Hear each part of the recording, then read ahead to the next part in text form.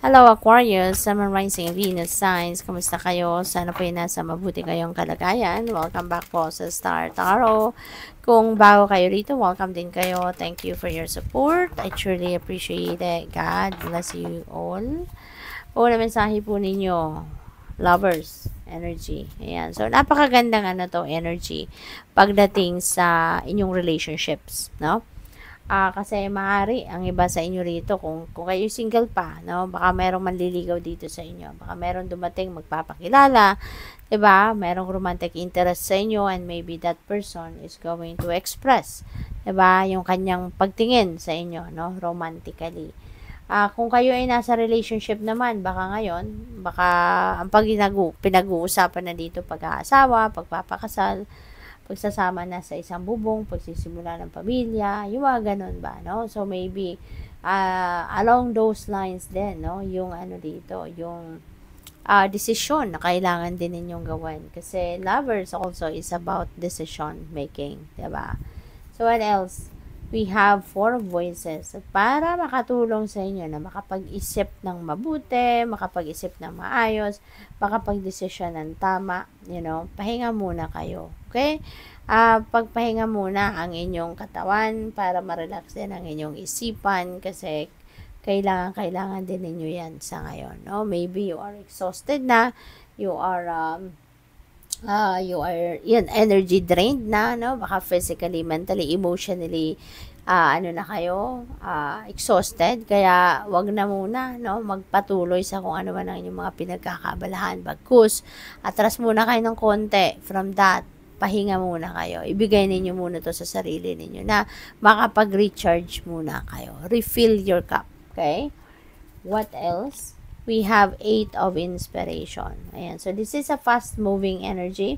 Kaya may tendency na ang mga sitwasyon sa buhay ninyo ngayon ay magiging mabilis ang transition, magiging mabilis ang mga galawan, mabilis ang mga pagdidiskarte, pagdedesisyon, mabilis yung mga pangyayari. No? There could be, Aquarius, there could be, there could be wonderful opportunities, no? May mga wonderful opportunities, meron din ditong mga wonderful news na dadating, no? At maaaring yan ay kailangan or nangangailangan ng mabilisan din na desisyon, kaya talagang kailangang fit and ready kayo, no? Physically, mentally, and emotionally. Maaari din na magta-travel ang iba sa inyo dito. Baka merong impromptu na travel or pwedeng merong matagal nang nakabook, no, na travel schedule dito for some of you. We have Knight of Emotions. Ayan. So, dito naman sa Knight of Emotions, this is since we have lovers, so pwede talaga na meron ditong love life na mabuo, no? Baka meron dito mag-o-offer talaga ng pag-ibig, merong maliligaw, merong mag-iimbita for siguro mag-hangout, no? Pwedeng merong mag-iimbita sa inyo rito ng mag-date, no? Pwedeng ganun. Pwede rin na may proposal dito, marriage proposal, no? So, pwedeng may ganun ganap dito for some of you. Kaya congrats po. So, this is a reading for the collective, no? Just a reminder po sa inyong lahat, hindi ito one-on-one reading, kaya hindi lahat ng mensahe rito sasakto sa inyo. Okay? This is a reading for the collective. Kunin nyo lang kung ano magra-resonate sa inyo, yung hindi sasakto sa inyong sitwasyon, just leave it for someone else kasi ibig sabihin, hindi yun para sa iyo. Okay?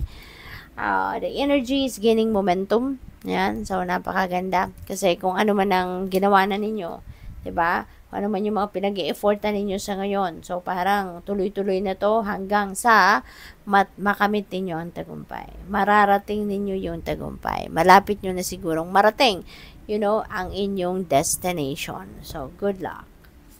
What else? We have a new romantic cycle begins. Ito na nga. So, definitely, meron talagang magsisimula ng bagong relasyon dito, no? For some of you. Magsisimula talaga kayo rito ng bagong love and romantic relationship. Kaya good luck po sa inyo. Okay? Maaring isa yan sa pinaka-importanteng desisyon na gagawin ninyo if you are going to to enter a new love or romantic relationship, or if you are going to level up, no, your commitment with your person.